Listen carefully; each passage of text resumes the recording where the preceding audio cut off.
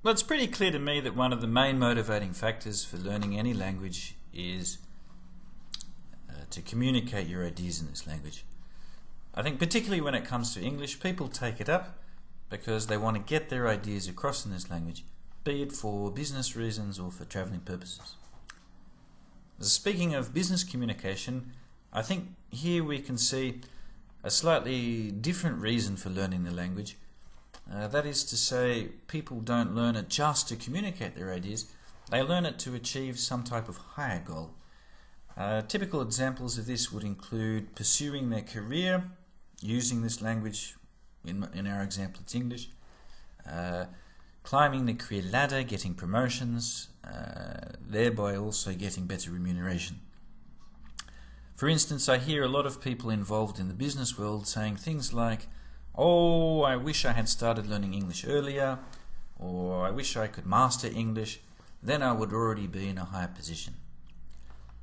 A last reason for learning a language, a last typical reason for learning a language, is that you broaden your horizons. What I mean by that is, by learning the language you become engaged in another culture. You start to see how different people have different outlooks on life. And you learn by listening to what they say, by reading what they say. Classic example of this is me when I learn Chinese. One of the things I do is watch Chinese movies.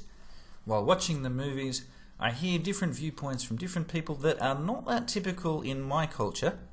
Let's say an Australian background culture.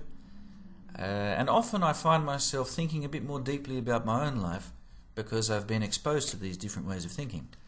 So I think that is also quite a typical motivating factor or driving force for a person to try and pick up another language. One last, possibly not that typical reason for learning a language is as an experiment. This is true in my case for learning Chinese. Why did I decide to pick up Chinese? Simply to see if I could learn a language without having any particular interest in the language or the people or the culture.